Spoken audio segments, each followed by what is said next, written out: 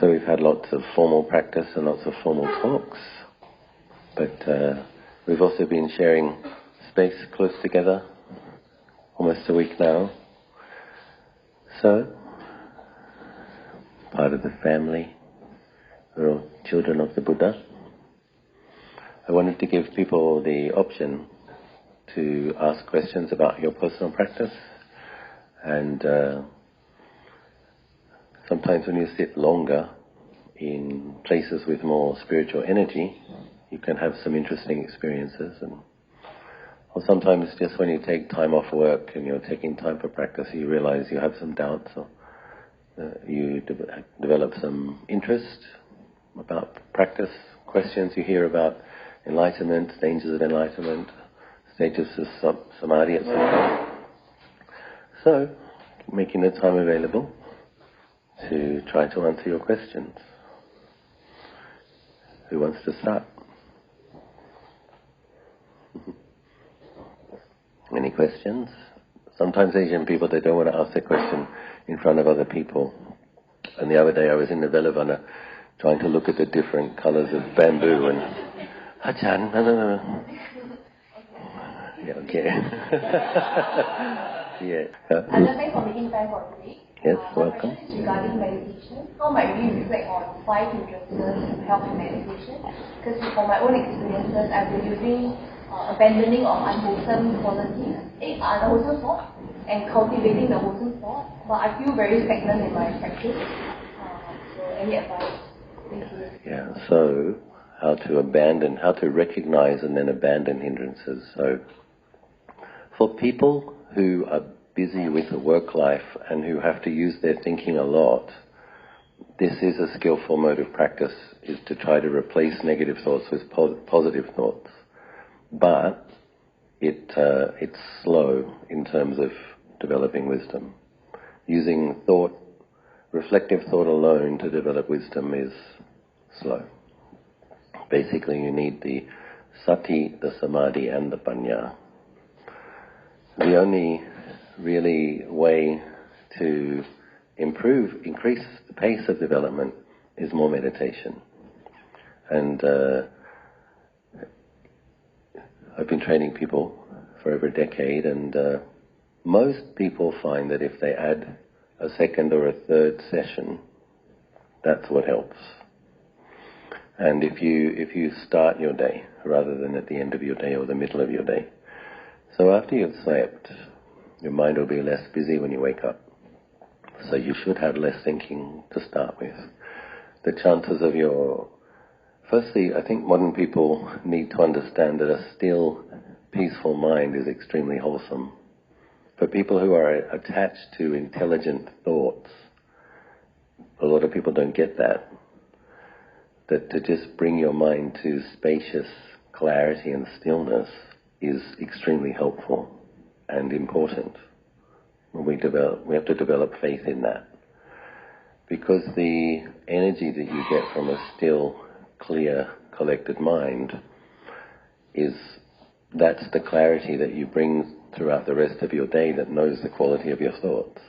So there's a link to whether there's some samadhi, there's a link to how much sati there is. There's also a link to whether or not that mindfulness can separate from the thought. So there's a difference between weak mindfulness, where you know you're having unwholesome thoughts, and strong mindfulness, where you know you're having unwholesome thoughts and you can pull back from them. So that's the difference of if there's some samadhi there as well. So I often recommend to people in Southeast Asia tend to sleep too late because it's nice and cool at night time, and often finishing work late as well, so kind of relaxing. And the portable devices can distract yourself and entertain with many hours without realizing where the time goes. But what's really good is to kind of set a limit on it. Like I would suggest no more social media and entertainment after 9, and then maybe sitting from 10 to 11. So you've got this kind of calming down from sending the mind and entertaining and distracting, kind of a sobering period, calming down period, and then a sitting period. But then also 7 hours of sleep, getting up at 6 and sitting again before going to work. If you do that, start the day with the practice. You'll have less thoughts, more likely to get some peacefulness. If there is heavy sleepiness in the mind, do some chanting. If there isn't a lot of sleepiness, you don't need to. Sometimes you have to see. Some people are morning people, some people are evening people. I'm more of an evening person. And most of the monks I live with are morning people. So it's all right. I'm fairly cheerful by arms round, but these other guys are getting up at 3. I'm getting up at 5. But they go to bed at 9, I go to bed at 11.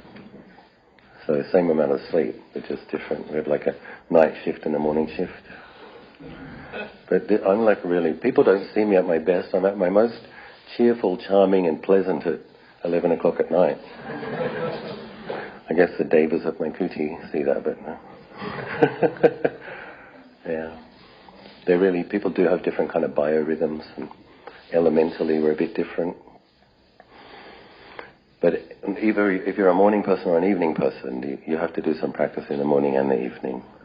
And the people who've done it, a couple of exceptions, people increased their meditation and didn't notice any difference. The thing to gauge whether or not it's working isn't necessarily an increase in peaceful states, it's an increase in clarity, knowing truthfully what's affecting your mind.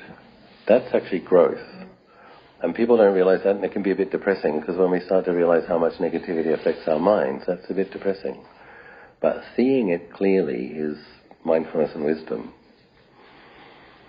So yeah, knowing a hindrance, getting into the samatha practices to balance them. So in terms of like, if you want to progress, you don't want to just be looking at the same thing.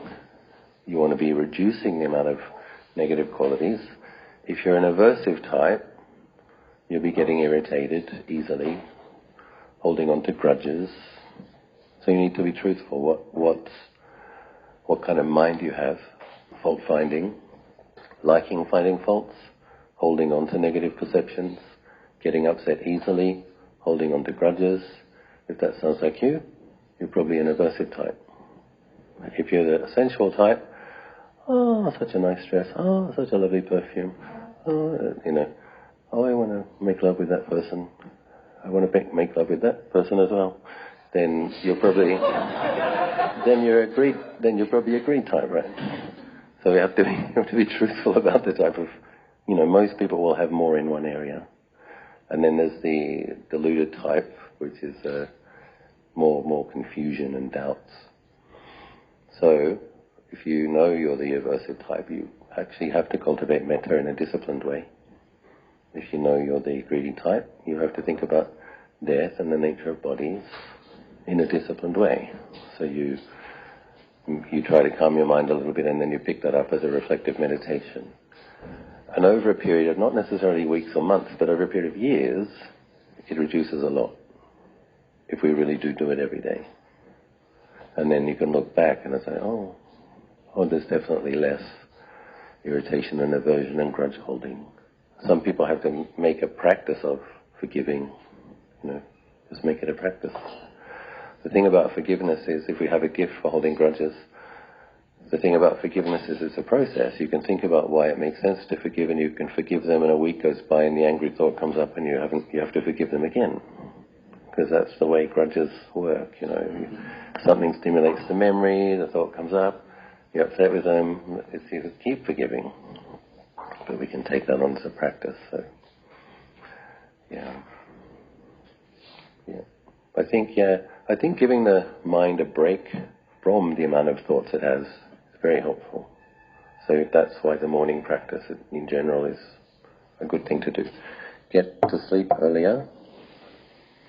Get up. And a lot of modern people, I'll say that, I've already said it, but I'll say it again. Dutiyampi tatiyampi, Buddhist tradition, is we have access to incredible information.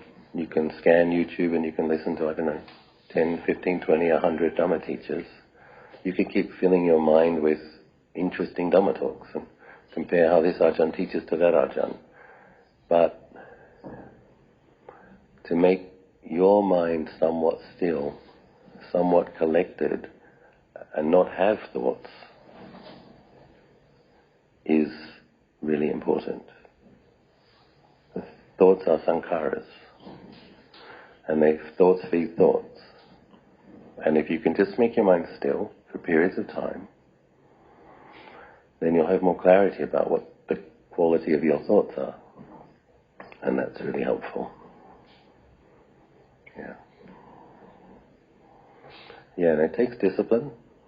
Turn the social media off faster, go to bed earlier. This is a good place, you've still got a few more days, it's a good place to think about. It's like many people say coming to India, it's like coming to a different planet, not necessarily just a different country, right? And that's good, because you can look back at planet Singapore and your life down there from this other planet, and you can think, how do I want to change my life? Do I want to go back to the same life? When I was a backpacker and I came to Thailand, I came with my best friend at the time, and she said something interesting, which was some truth to it, but there was also some delusion to it. I was depressed, and she was going to stay just for the 3 weeks, and I think I was crying. I was standing on the beach, and I said to her, she said to me, you know what your problem is? Friends are good at saying this, aren't they? You know what your problem is? Your problem is you just don't know how to be content. She said, you're a smart guy, you're a good-looking guy, you've got lots of options. Why can't you just be content with what you have? And I'm like, I can't be content with that life. I can't. And I'm not going back until I'm a different person. And I actually think that was wisdom, Barami. I wasn't going to settle for having that much delusion. So she went back, and I didn't. And I found the monastery. So there has to be determination. That you do have to be willing to make some big changes and put up a bit of a wrestle. So I literally said, I'm not going back to be that guy again. So how long are you going to stay? I don't care. As long as it takes. So yeah. And most people liked me, I just didn't like myself. And, I think it is wisdom barami when you have an intuition that there's something better than a mind constantly affected by hindrances, that there's got to be something better. And then you get disciplined about cultivating that and you begin to experience it. That's kind of realizing your potential as a conscious being. I'm glad I cried on the beach and refused to go home. But there is also some truth to the fact that one has to cultivate contentment as well. There's some truth to that as well. So yeah.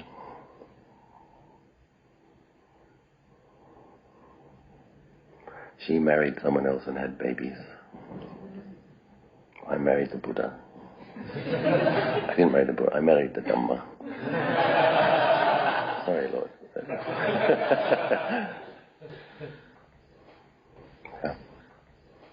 Ajahn, my question is about meditation as well. These 2 days, there are certain meditation when I sit, the mind calms down. And I notice there are 2 types. One is calm and foggy and stiff. One is calm, foggy and drowsy. I don't have those amazing things to talk about, calm and joy and pity. I don't have that. It's only these 2. And it has been like this for a good last few years, I would say. Calm and stiff, is that, you mean like firm? No, it's foggy and it just got stuck. It's not able to move anywhere further or broader. And the other one is more sleepy. Yeah, foggy and then drowsy. Yeah, so normally it would be recommended that you pick up a reflective meditation theme. So often in the forest tradition that would be body contemplation.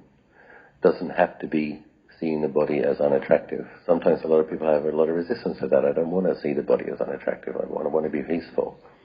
If you can see the body as elements, that's very peaceful. So it's like when you go through the body parts, hair of the head, hair on the body, nails, teeth and skin, that's earth element.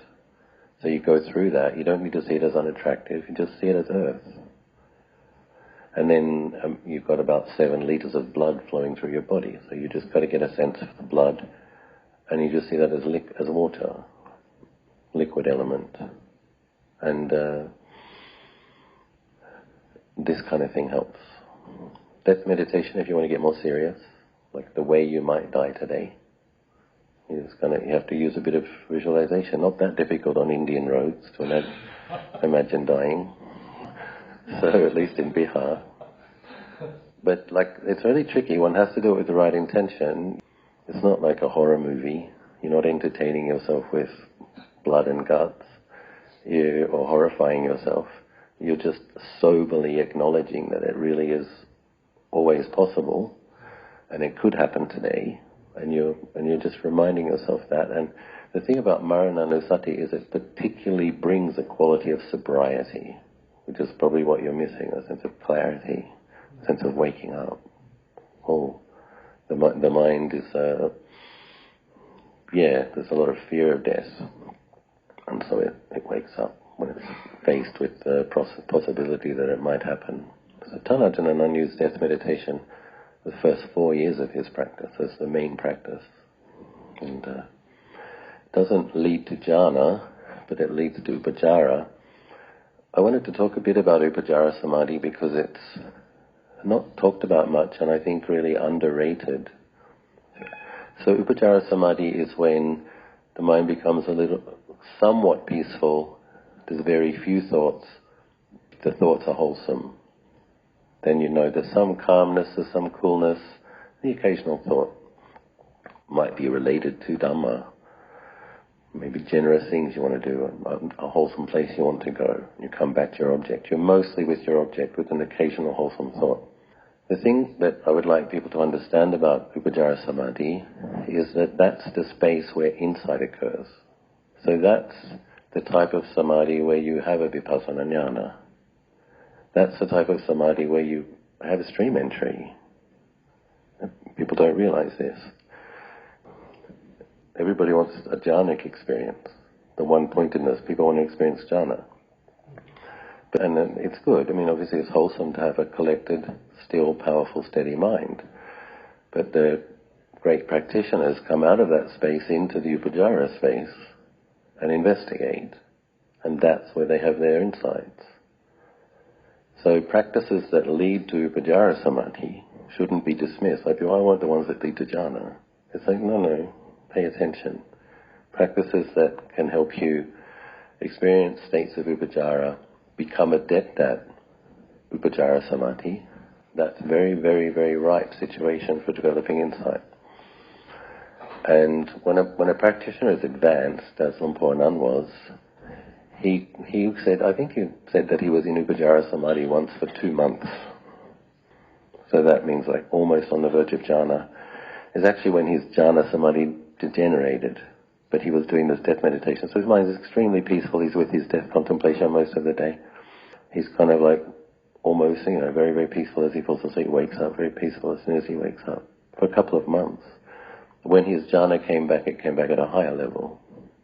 He said it's a bit like rocket ships, like the samadhi for liberation is one of his talks. Like it gets to a certain height and then it appears to fall for a while, but it's getting ready to launch to a higher level. So upajjhara samadhi is good, and anapanasati leads to upajjhara samadhi. So, and there's a phrase they use in Thai, songop yen, a quality of cool peacefulness that death reflection leads to.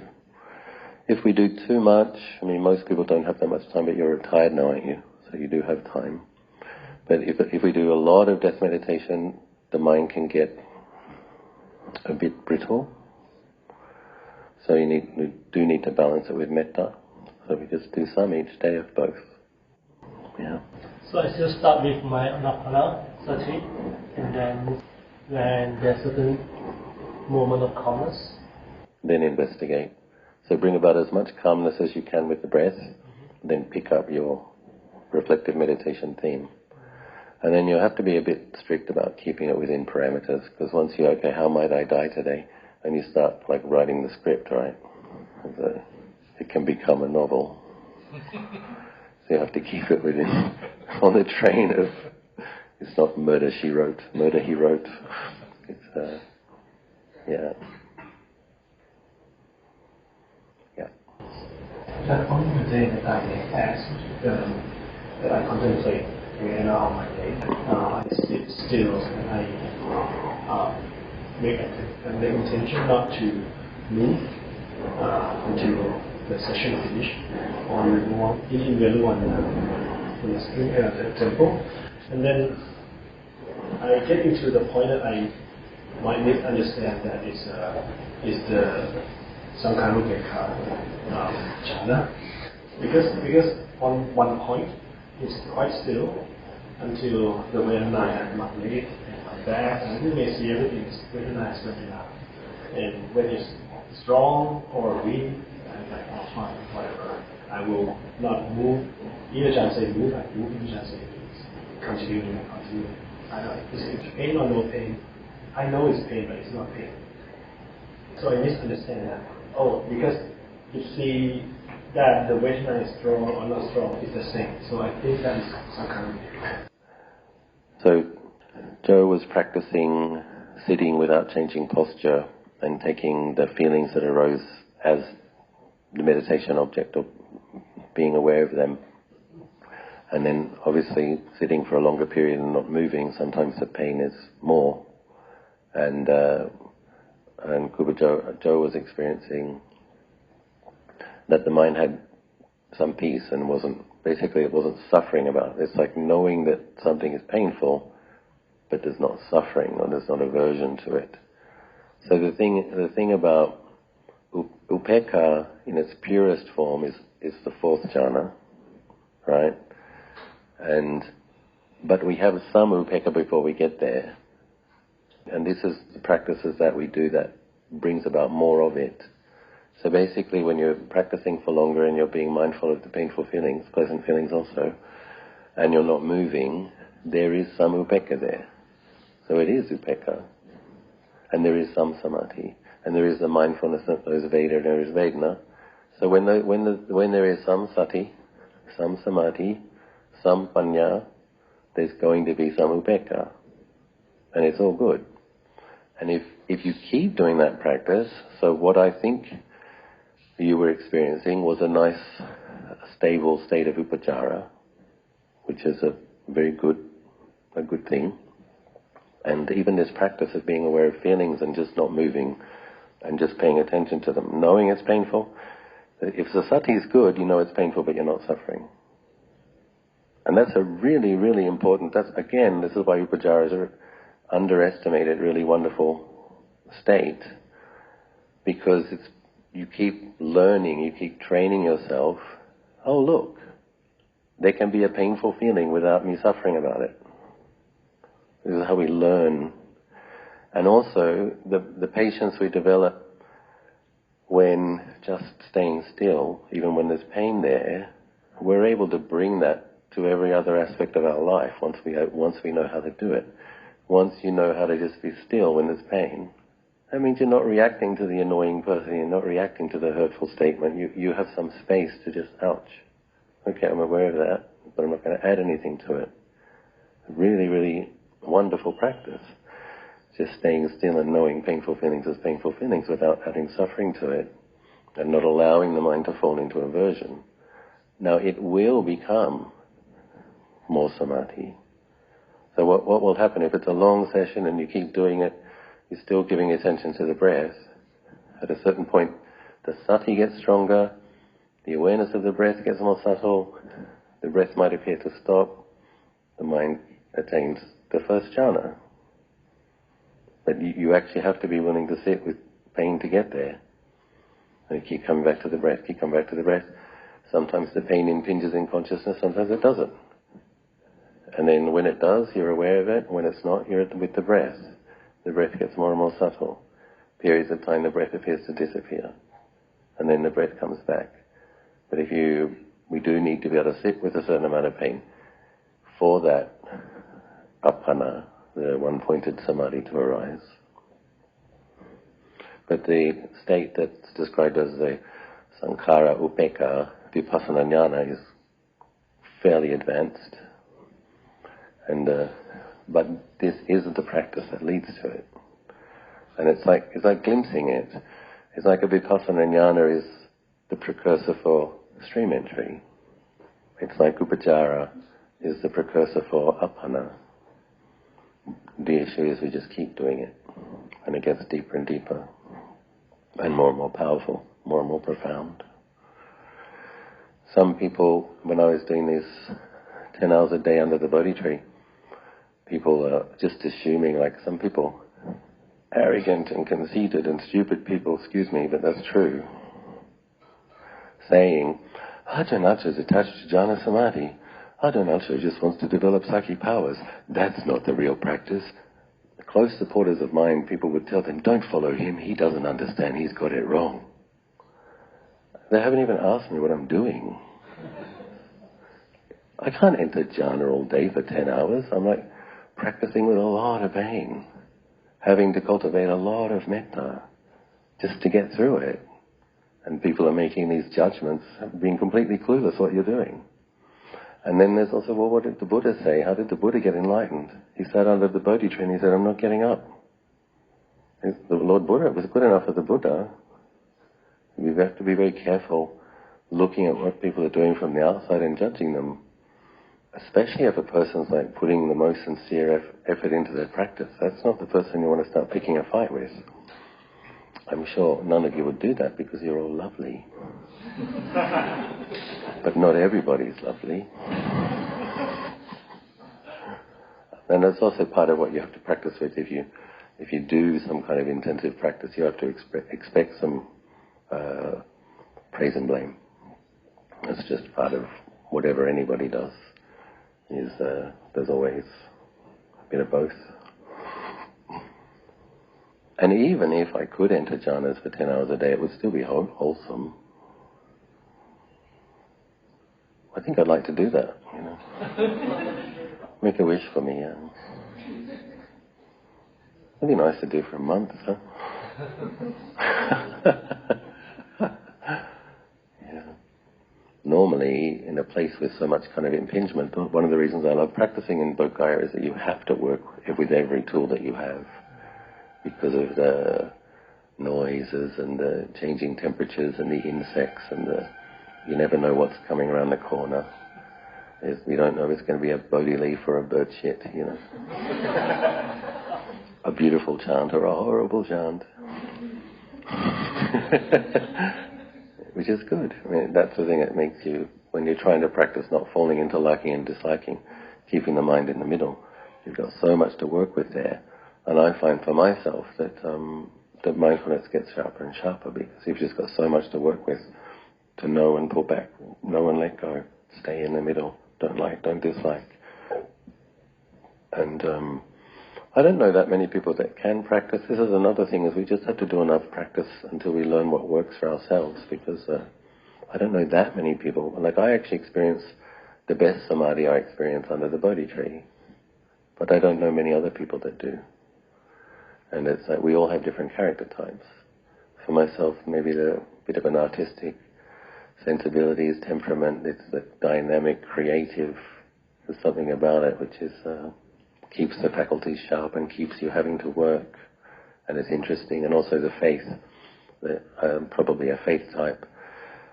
The tremendous expressions of faith all around all the time, stimulating one's own faith. You know, I have strong faith, resonating with other people's faith, and then a lot of faith, a lot of energy. A lot of energy can be applied to the mindfulness. The faith, the energy, and the mindfulness can become samadhi. And but it doesn't work for everybody. I know other people that need to be in really quiet forests or caves, different character types. And we need to just practice enough until we work out what works for ourselves. Yeah. Ajahn Biyakajan Dan and Ajahn Anan were living together and practicing together, and they each had a different style. And I believe each of them were born as stream enterers. And Ajahn Dan was saying, you need to think about this, you need to contemplate wisely constantly, and Ajahn Biek was like, I can't, my mind just goes into samadhi. And Ajahn Nam was like, well, I can do both. I can enter samadhi and I can contemplate wisely. And you know, they had to work it out for themselves, what worked for them. And they did. They did work it out for themselves. They all finished their work, so, yeah. Previously, when I entered the emptiness state, I had to go through the rapture, the tranquility, and then contemplate on the supakamatana, or 4 elements, before those dissolve into emptiness. But then today I heard you talk about you contemplated on emptiness. I think my mind probably wanted to know what it was. So as I was sitting at the Bodhi tree, I didn't go through the rapture period or the tranquility period, but I had some stillness. I can't really say I, because when that happened there was no me, right? But when I was mindfulness about the presence, and then suddenly I saw the emptiness. But for a very short period of time, and then it clapped back. And then I had to try to bring it back to presence. And then I saw emptiness again, and then it clapped back. How do I practice from here? Good question. I do know what you're saying. So when we study the nature of emptiness, this morning we were chanting the Heart Sutra in several languages under the Bodhi, on Vulture's Peak. So the theme is on the emptiness, sunyata lakshana. So Tanajan Anand usually describes that it's when we see one of the 3 characteristics clearly that we then see the other one. So suppose you see anicca, permanence, impermanence, cessation, cessation, cessation. What normally happens is when you see the cessation very, very, very clearly, that sense of being a self falls away. And then the experience is emptiness. So it's usually taught that you would take one of the 3 characteristics as your... Because the thing about that is you can always contemplate that all the time. And then... But you can also do it with dukkha, and that can get quite profound results, but you want to... It's a little bit bitter practice, like just seeing the dukkha characteristic of everything. The sense of weariness and spiritual sadness that can arise from that is very profound, and that can lead to amazing samadhi. But it's not, I don't think it's necessarily recommended for working lay people. For a monk who has his, monk or a nun who has their rules, and you develop a certain kind of resilient well-being that comes from having very good precepts for a period of years, and you develop a certain kind of latent amount of metta. So when you have that kind of foundation, you can take noticing dukkha characteristic as a practice for periods of time, and you're still okay, because you've got that nice, stable foundation. I used to experience it in my second pansa, where just this quality of sadness was so huge, it would like crush me, and this feeling of self would just disappear, and all that was left was this pristine, slightly sadly tinged sadness that filled the sky. And I was confused about it. I was like, am I depressed? Do I need therapy? Because you don't hear about that in Western culture, right? You don't hear about profound spiritual sadness filling the sky. So I asked Ajahn, D. That's good. Yeah, keep doing that. And what's really interesting is, like, once I began to really enjoy it, it was like this delicious sadness, you know. Once I got really good at it, it stopped happening. Because Ajahn Chah talks about this, if you keep your precepts strictly for a while, you'll develop a quality of resilient happiness, and the mind becomes like a deva. Even though you're in a human state, your mind is like a deva. And you're experiencing a deva-like happiness because you have a certain amount of merit that's just always there. So it's harder to get in touch with such sadness. You just feel okay. And Ajahn Chah, and he said Thai monks takes about 5 years to get to that level. Western monks takes about 7 years. We lose a lot before then. You have to stick with it long enough for the freedom of remorse, consistent well-being to become established. So yeah.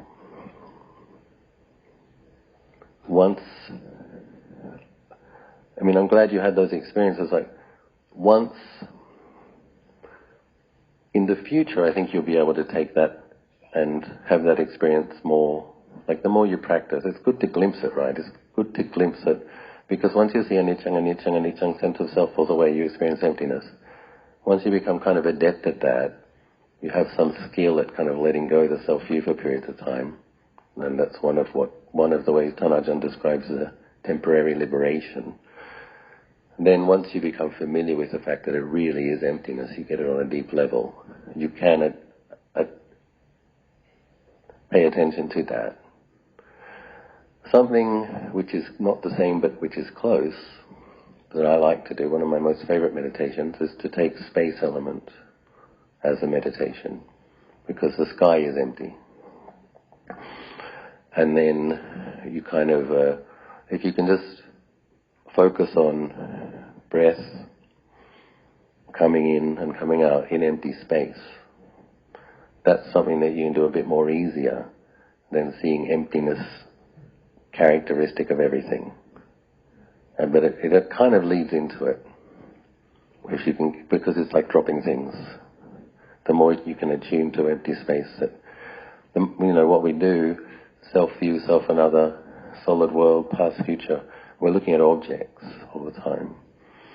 But it's one of the things Ajahn Sumedho teaches on retreat, is like, especially when there's conflicts with other Sangha members, he said, notice the space between you and that person. Stop sending the mind out to the person. Notice the space above your head. Notice the sky. And stop looking at things and stop reacting to things. Start noticing empty space. That's easier to do because there's always empty space above your head, right? There's always empty space between you and the other person. And then that can lead to a sense of feelings arising and ceasing in empty space, the breath arising and ceasing in empty space, and the sense of space can get more and more vast. And it probably leads eventually to that base of infinite space, if you do it a lot, the arupa jhanas. But probably we need to focus, probably the anicca is good, cessation. The thing about taking anicca sanya as a practice is you can always do it, because there's the end of each in-breath, there's the end of each out-breath, there's the end of each thought, there's the end of a feeling, as they change. And then if we can get clear on cessation, that sense of self can fall away. The experience is emptiness, emptiness of self, emptiness of solidity. Yeah. When I practice that for today, I would concentrate on the body, and then I'll see the body as the elements, and then we will happen to have seeing the body as the elements that are the same as the elements around. That's right, impersonal phenomenon. Yeah, so that's what you can do. Is your earth element, the earth element there, and the earth element there is the same. It's not self. That's what happens when the self-view falls away for periods of time, is you do just see it as four elements and arising due to conditions. And the earth under you as well. Yeah. And I have difficulty like switching from, for example, anapanasati, and then when you say spread metta and like that switch is difficult for me. Because I feel like anapanasati will kind of consolidate everything inward, and then suddenly you're like sending your attention outward. So I can't say like may all three be well happy, but I feel like it's quite empty. I don't feel like the intention. Yeah, so the question is, how do we go from anapanasati to spreading metta? With anapanasati, the mind is collecting and it feels centered. And then you switch to metta, it's hard. So I do it with the breath. So I practice metta with the breath. Breathing in, may I be well. Breathing out, may all beings be well. I don't abandon my awareness of the breath. So the awareness of the breath is a foundation for my metta practice. Another thing that I learned is that you don't send your mind out. You radiate it from where you are. So I think this is a problem, is that when you're spreading metta to the other side of the world, people try to send their mind to the other side of the world. You don't need to. You bring it to you. So you just visualize it right in front of you. And the thing about mind is it does affect people on the other side of the world. It can affect people on the other side of the world. But you don't need to send your mind to the other side of the world. It's So when I spread loving kindness to the people that it's easy to have metta for, the neutral people, the difficult people, I visualize them all right there. I radiate loving kindness here to that person, but I bring them to me. And for that reason, because otherwise it kind of scatters very quickly and you have to start again. And I'm aware of the in-breath, aware of the out-breath. Visualize that person right in front of me. Or all those people, or the world. Bring it to you. Yeah. Most of my struggles with meditation in the daily life, right, is really to sustain it because it's really very hectic. Sometimes it ends late, like you mentioned, it could be like 10 p.m., 11. So when I try to sit, a lot of restlessness goes out. Yeah. How do I deal with that? Yeah, so firstly it is difficult. If you're working a heavy duty job where you're not finishing till late at night, it's hard.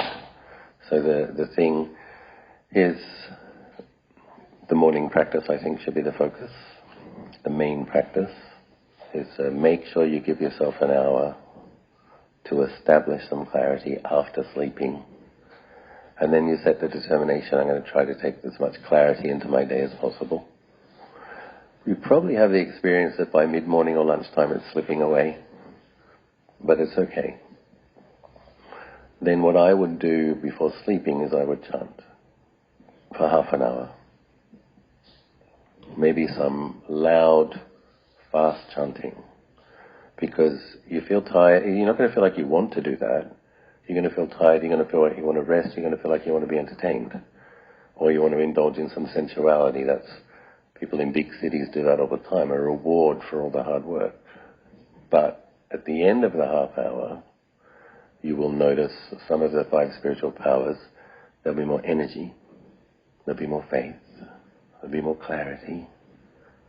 But it's difficult to expect samadhi at the end of the day if you've had to use your thinking mind a lot and your energy has been dissipated and scattered. It's not going to come together.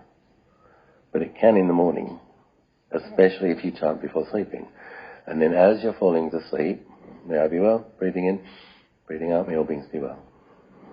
You do the metta as you're falling asleep as well. So.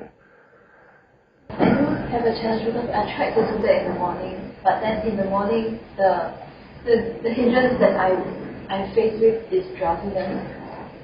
How much do you sleep? Sometimes 7, sometimes less. Are you looking at your device until you fall asleep? I've been trying to stop it, but in the past, yes. Yeah. So if you like looking at TikTok and answering social media until you're so exhausted that you fall asleep with your phone in your hand, that's not a good way to fall asleep. Because your mind will still be busy while it's sleeping. Because you've trained it to be busy until it falls asleep from exhaustion. So that's why I'll say it again. You came a bit later, I think. Stop looking at your device at 9 o'clock. If you go to bed at 11, you just have to stop. Bring your centered awareness into your body to some degree, whatever degree you can. Fall asleep doing metta. Then you're going to wake up more refreshed. But if you've been stimulating thinking, like I made a mistake, I still make mistakes sometimes, watch some depressing news in a half asleep state, like there's some interesting thing, and we'd be concerned about potential of war and economic collapse or whatever, trying to be responsible, have to take care of a monastery. But I listened to it half asleep and fell asleep. I woke up grumpy. And normally I don't wake up grumpy. I'm like, oh, that's interesting. Don't listen to depressing news while you're falling asleep. I do not so. It was just one of those things, like the interview went on a bit too long. I thought, no, but I do want to hear this. It might be important. And I'm like, I fell asleep. And I woke up and I'm like, why am I grumpy? Oh, I know why. Because you fell asleep with thoughts of nuclear bombs and economic collapse. So it's not a happy perception. And, there is still latent grasping in the mind. We do wish for a secure and safe world and a prosperous future where we can take care of our family and friends. So if you do have to listen, for myself, the note is if you have to listen to news that might be depressing or scary, do it with good presence of mind so it doesn't affect the mind as much. When you're falling asleep, do metta. Yeah. That's the thing, like, even now, I've been a monk, 27 years, I would say 1 out of 4 times I don't feel like doing the evening chanting. Just don't feel like it. I just want to sit. 10 minutes into it, I'm into it. So it's like, sometimes you just have to do your duty. You can't expect to feel like doing what you have to do. You do it because you have to do it. And the end of the chant, the meditation will usually go better because it generated more energy. Then that energy can be channeled. So I do it. Not every day. Every now and then I come out and say to the monks, can we just sit? They usually say, yeah. And the lay people want us to chant all the time, but every now and then I say, no, just sit for longer. You need to learn to sit for longer. And but most days we do it. It is energizing. So when the mind's tired, effort, this is one of the things Lompo Pasano used to say when I was a novice, effort produces energy. So when you feel like you don't have energy and you're too tired, you put forth an effort, then the energy comes. Don't wait to feel energized to put forth an effort. Yeah. Have you been enjoying your pilgrimage? Yes. It's been a good one, so far so good. Most of you are first-timers, so you don't have much to compare it to, but you are lucky. But you get 2-hour sessions in many places at quiet times. It's going to be very nice. A lot of the modern tours from Thailand, because people can't get 2 or 3 weeks off. We've only done 2 of the main holy sites so that we can actually spend more time around them. Most people will get an hour in at the Bodhi tree on the first night, another hour in the next morning, and then go to Sujata's village, go to the cave, go to Nalanda, go to Velavana, go to all these other places in 8 or 9 days. They get back to Thailand. They're looking at the photos. Which place was this again? They all kind of look the same in the photos. And spend most of the time on the bus. Like the main memory is, oh God, those bus rides.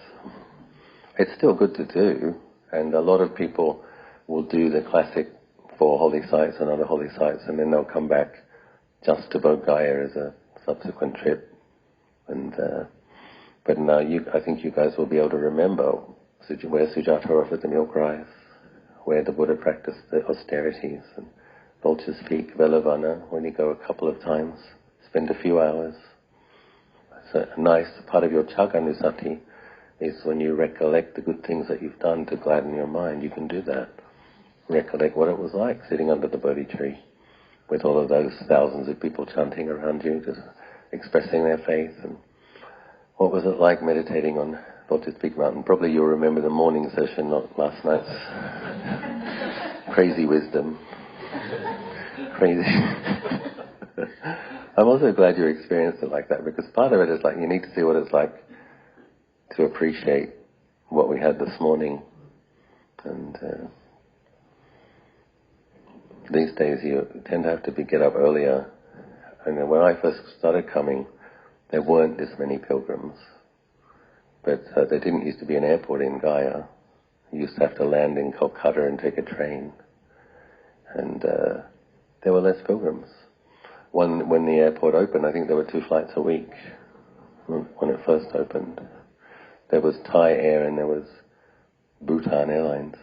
Bhutan Airlines, Truk Air had 1 flight a week. Thai had 2 flights a week. I think it's 2 or 3 flights a day now. You have planes from Vietnam, Burma, Bangladesh, and Thailand.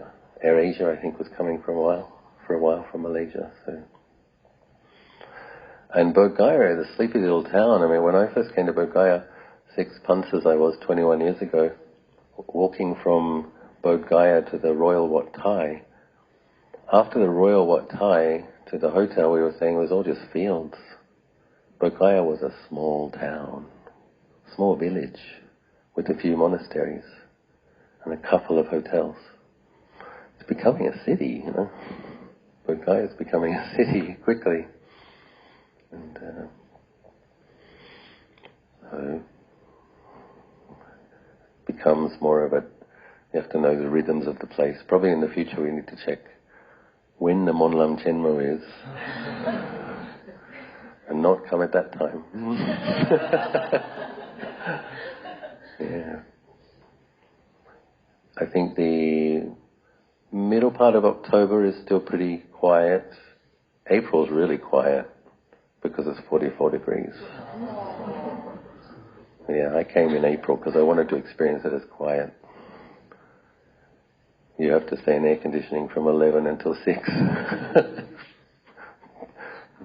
I had a little portable fan, and I thought, I can't use it, I'll be embarrassed. I was sitting under the tree for 1 hour, and I'm like, you know what, I'm going to use it. I don't care. I was able to sit for another 2 hours. I was thinking, all the other people around us who don't have it, and they're going to be jealous, and they were. All these people were looking at our fans.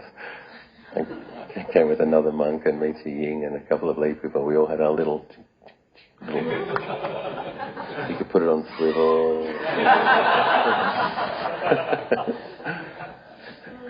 We gave them away when we left to some of the people who were looking at them with covetousness. Here you go.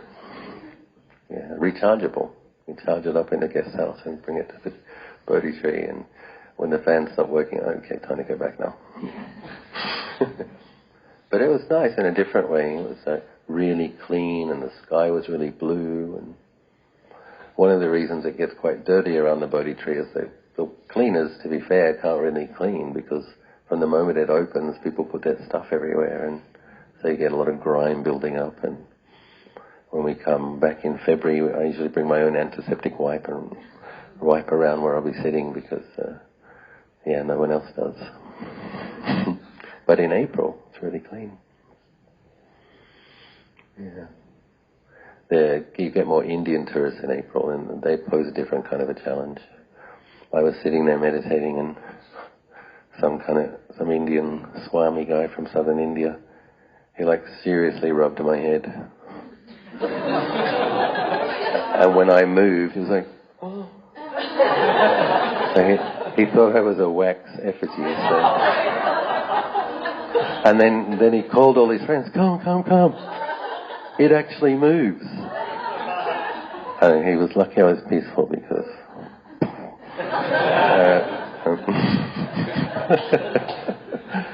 They also come at a particular time of day. I think they're coming in about 5 or 6 in the evening. Apparently, people from southern India come to Bihar in the hot season. I don't know why, but they do. So I would go and sit under the other Bodhi tree behind the trunk where no one can see me, so not to become a spectacle.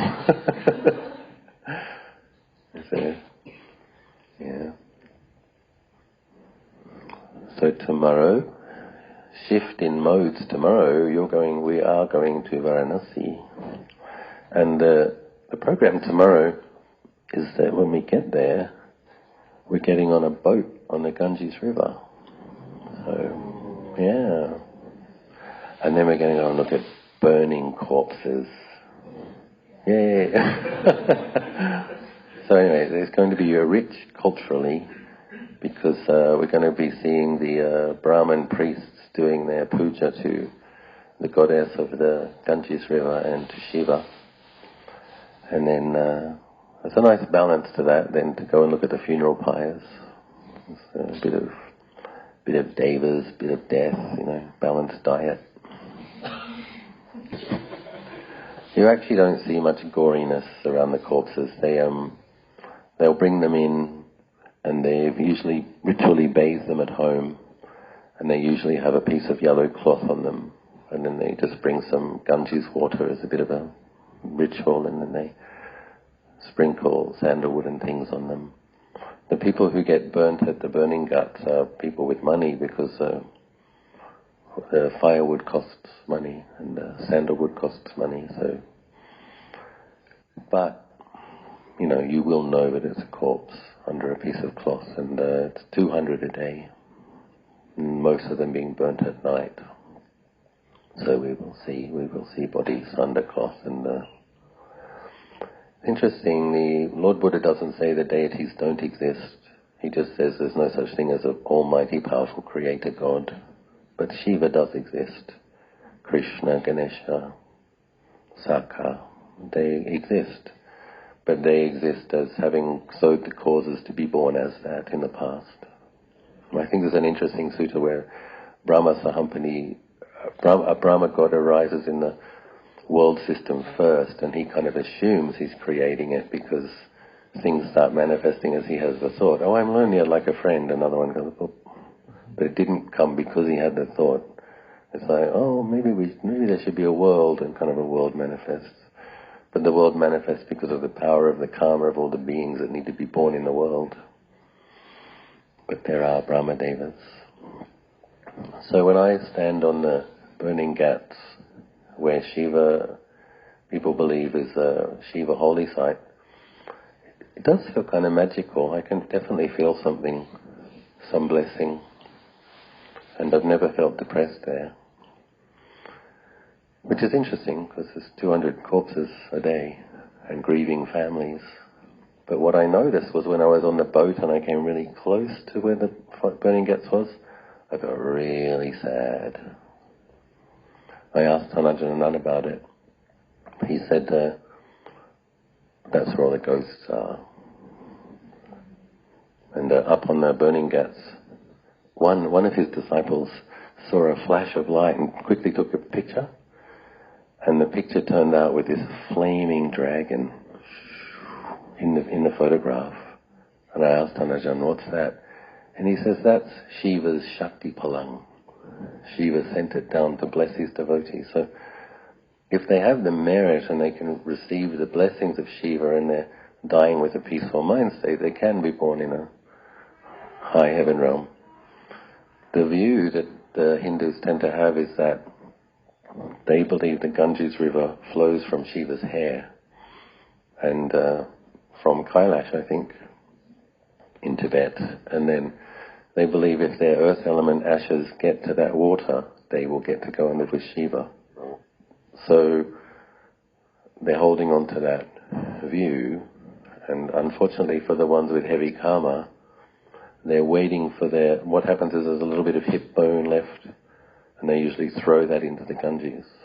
So consciousness is still attached to it. It's waiting for that moment it hits the water, because then they're going to get to go and live with their Lord.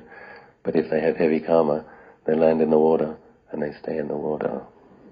They don't have the merit or the upright mind.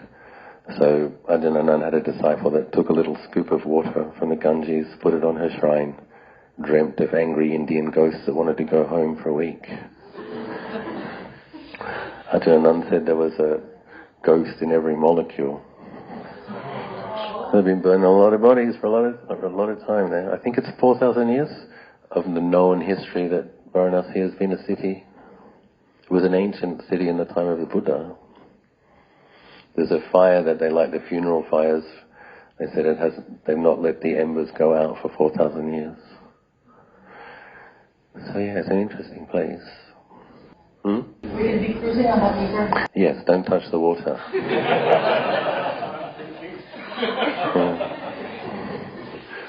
If you're an advanced bodhisattva and you want to take a bunch of ghosts to try to help, take a big gulp on your last day before getting on the plane.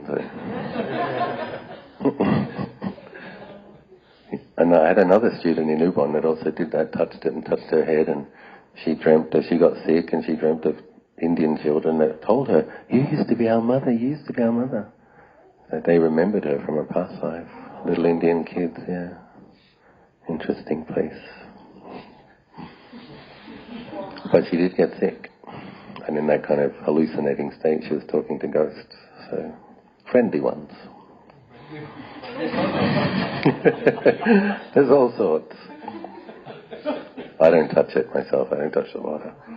I wonder about those, the Indians being bathing. I know. Dunking themselves in it. And so I do believe that there is some blessing in the water, I do. And I think if a person has a strong quality of faith and that's what they're focusing on, it might be like being bulletproof, The ghosts don't get in. but they have that strong faith in Shiva. So yes, they do. But they've tested the Ganges and they didn't find much bacteria in it, even though there's excrement. And I think what it is the sheer amount of excrement and corpse flesh it's like yogurt. Now it's cultivated the enzymes. That's the way nature works. The nature creates the antidote. So because of the sheer amount of organic material that needs to be decomposed, special enzymes are... Lassi, yes. Ganges lassi.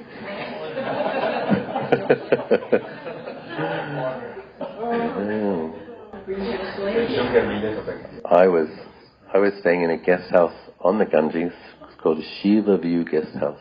Shiva Ganges View Guest House. And I was falling asleep and I saw this big face as big as the ceiling looking at me smiling. Yeah, but it wasn't a ghost. With pink lips, 3 eyes, big smile. I'm like, what's that? I think, is that White Tara? Because White Tara has 3 eyes. But it's a man. And in my sanya about Shiva is he's blue and thin and austere with a snake.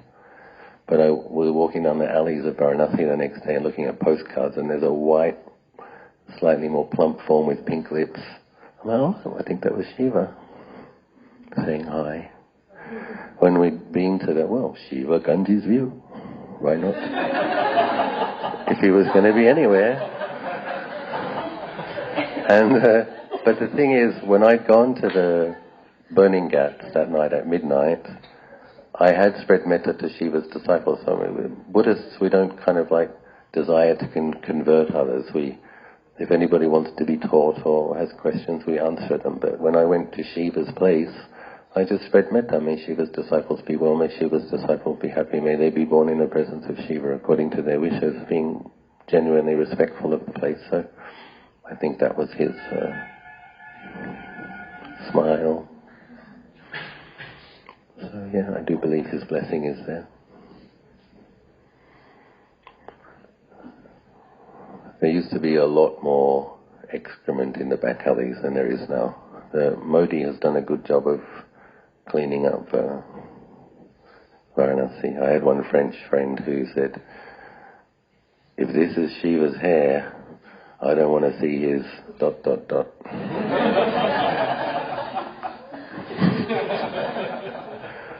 We shouldn't, we have to bring respect to these places, holy places. The next day, we will spend the whole day in the vicinity of the deer park. And there's now a pretty good hotel.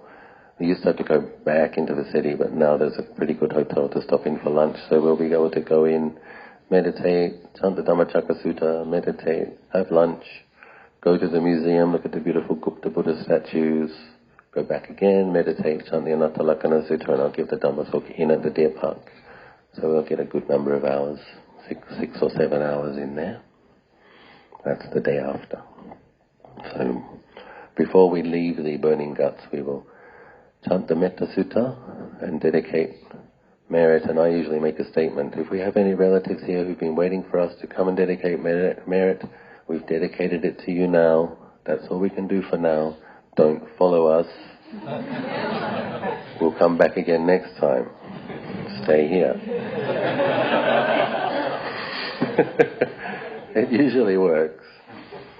But let's see, because Lek always says, Ajahn room number is... If anybody wants to make a call, if anything comes to visit you. So, it only happened once. Very big guy. Maybe chant the chanting for the teacher? Yeah, sure. There's this chanting that Thai people would chant to the teachers on the teacher day. I will skip the Thai part. We will focus on the Pali. Is it Pali? Vajera Jariya Honti